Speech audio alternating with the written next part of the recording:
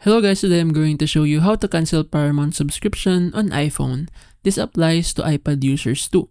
So here, we have the Paramount Plus support website open in order for us to have a full and detailed guide. So here, just search for cancel, and on the search results, click the first one. Then here, just let it load.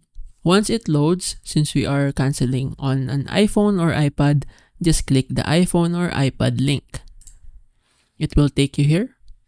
So it says that on your iPhone or iPad, open the settings app, tap your name, tap subscriptions, and then Paramount Plus, and tap cancel subscription.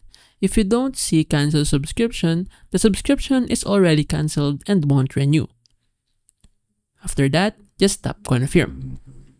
It also says here that you can visit support.apple.com for more help. So if you encountered issues, just click this link.